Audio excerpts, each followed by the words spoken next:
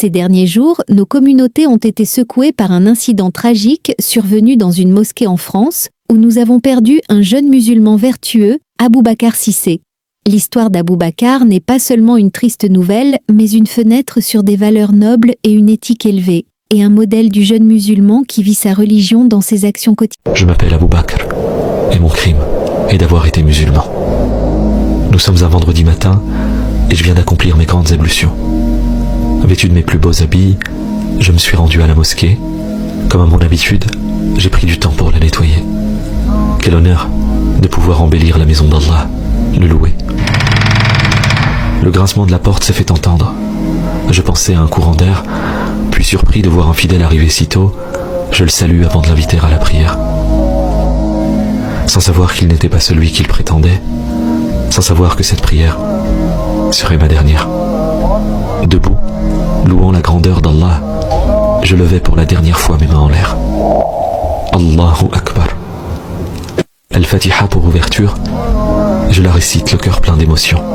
Puis cette sourate que je chéris tant, le cœur et l'âme à l'unisson. Je me prosterne et formule mes plus belles invocations. Quel trésor que la foi dans le cœur du croyant. Quel miracle que de pouvoir vivre le moment présent. Quel honneur que d'être à l'œuvre du plan de Dieu. Quel bonheur immense que de se confier au tout miséricordieux. Le front posé au sol, une larme a coulé sur ce tapis tout juste nettoyé. Ni la lame aiguisée, ni les insultes proférées ne pouvaient concurrencer l'amour inconditionnel en Allah qui me portait. Comme Ibrahim dans le feu, Ar-Rahim m'a fait oublier la douleur. Puis mes yeux se sont refermés, comme un dernier salam à la prière.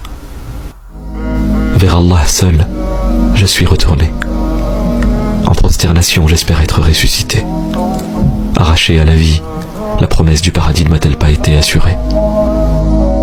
Je m'appelle Aboubacar. Auprès de ma famille au Mali, je serai l'enfant regretté. Auprès du monde, le revers d'une islamophobie décomplexée. Auprès des fidèles, l'homme souriant qui nettoyait la mosquée. Auprès d'Allah, s'il le veut, un martyr au cœur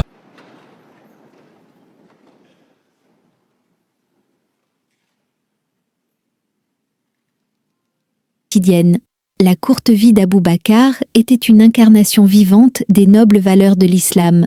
L'islam, religion de paix et de miséricorde, n'est pas seulement un culte, mais un mode de vie qui exhorte ses fidèles à la bienfaisance, au dévouement au service des autres, à la construction de la terre et à l'adoption des meilleures mœurs. Des valeurs telles que la véracité, l'honnêteté, l'humilité, la patience, la générosité, l'altruisme et le service des maisons de Dieu et de la communauté sont au cœur de ces enseignements qu'Aboubacar a vécus. La moralité d'Aboubacar n'était pas que des mots, mais des actes quotidiens. Son bénévolat hebdomadaire pour nettoyer la mosquée Khadija et la préparer pour les fidèles n'était pas un devoir, mais une passion et un amour pour le service de la maison de Dieu et de sa communauté. Une action grandiose en islam. Il passait son temps à la mosquée, non seulement pour prier, mais pour être au service des fidèles, offrir son aide et répandre la positivité. Même dans sa recherche d'emploi en tant que menuisier, il incarnait la valeur du travail bien fait et la recherche d'un gagne-pain licite. Le départ tragique d'Aboubacar est une blessure profonde et une grande perte. Mais son souvenir reste une flamme qui éclaire. Un modèle du jeune musulman attaché aux valeurs tolérantes de sa religion, aimant sa communauté et œuvrant sincèrement pour le bien. Souvenons-nous d'Aboubacar comme un symbole de don, de dévouement et de haute moralité, et faisons de son histoire douloureuse un appel sincère à la compassion, à la compréhension, au rejet de toutes les formes de haine et de violence, et à la construction de ponts de communication entre les cultures et les religions.